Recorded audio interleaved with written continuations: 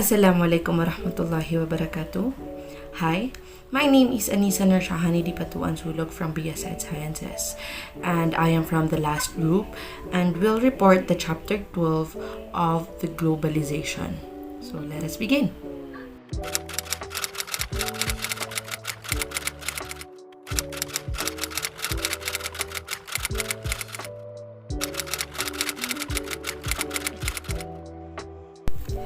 So let us start with, is the resistance to globalization significant? While resistance globally is generally strong and diverse, such resistance is to a large extent dismissed by the supporters of globalization and believers in its continued, if not inevitable, expansion. For example, in dismissing the opposition to globalization, de la Dehasa, they offer two empirical truths, starting off with minorities. First off is the minorities. The minorities who are adversely affected by a phenomenon, or those who choose to protest, generally have the loudest voice, while those who benefit tend to remain silent. The second is that it is mainly the best organized groups, those that exert more pressure on decision makers. They lead the best debate. This often leaves less organized but majority groups out of the picture. In other words, the opponents of globalization are dismissed as being a small number of well-organized loudmouths, while the supporters represent a less organized, silent majority. Of course, it remains to be seen what the effect of great recession will be on resistance to globalization. It seems clear, however, that if the recession grows deeper and extends over a long period of time, it will spur much greater resistance to globalization.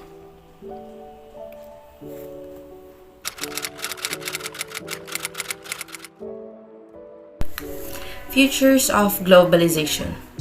The book closes with a brief discussion of the future of globalization as stated by Zedillo 2007. Although, as the heading makes clear, we are talking about a complex scenario that involves multiple futures for multiple globalizations. To put it another way, since there is no single globalization, there can be no single future for it.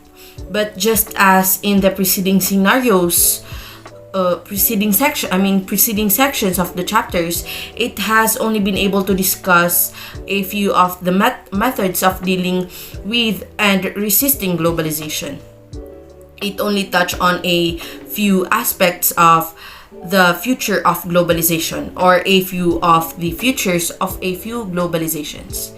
It would simply be impossible to offer an interview of the future of economic, political, educational, religious, sport, urban, rural, and demographic, just to mention a few globalizations.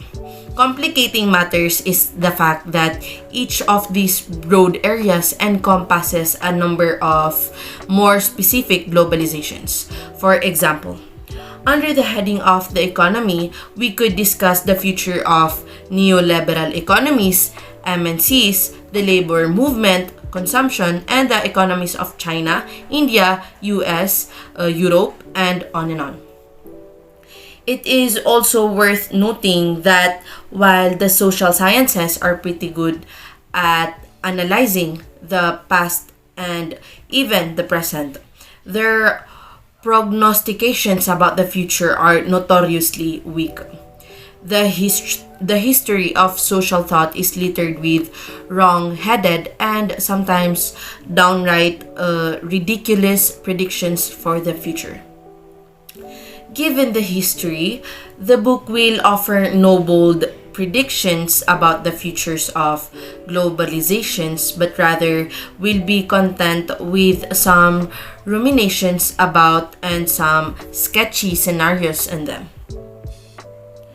So, seemingly, the most obvious conclusion to be drawn from all in all in the books, all that has gone before in the book, and all that has happened globally in at least the late 20th and early 21st century is that both globalization in general and at least most globalizations will continue and most likely to grow and expand. This prediction seems safest within the economy, which has globalized faster and farther than any other aspect of the social world.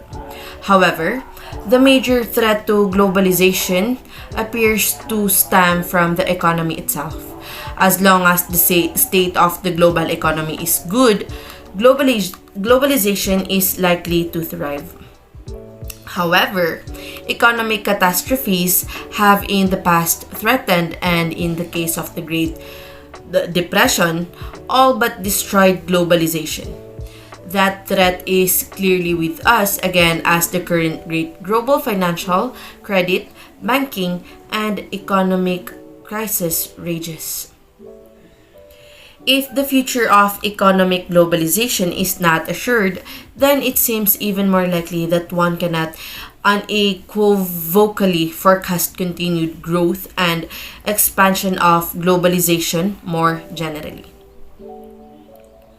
As stated by Emmanuel Wallerstein, he gave economic scenarios in the book that is grim but more optimistic. And given the fact that Wallerstein is a Marxist, he can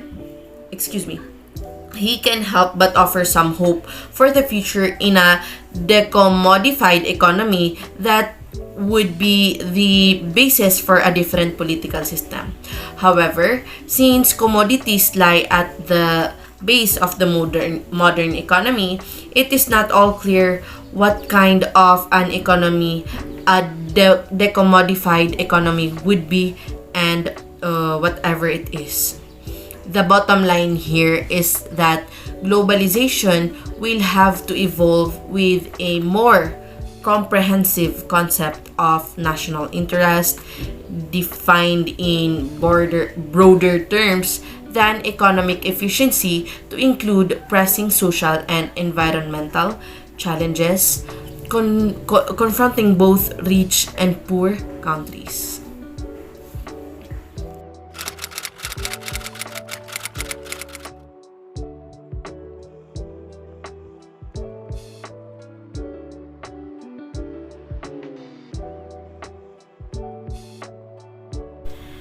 A Mad Max scenario.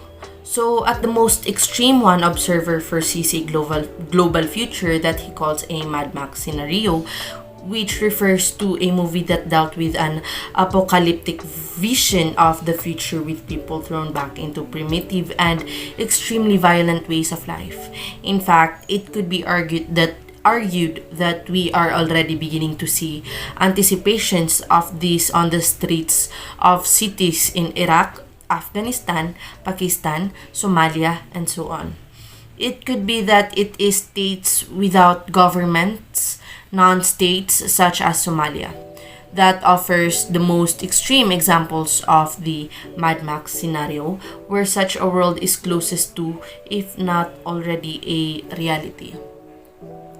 So, as stated in the scenarios given in the book, I guess there is no end to such bleak Mad Max scenarios are undoubtedly many more than are not listed and have yet to be imagined. Any one of them, let alone some combination of them, has the potential to put an end to this era of globalization. If the Great Recession does not do it first, I mean, in some way, that previous catalysms of in World War I and Great Depression ended an earlier global age. So, this is where my report ends. That would be all, and thank you for watching.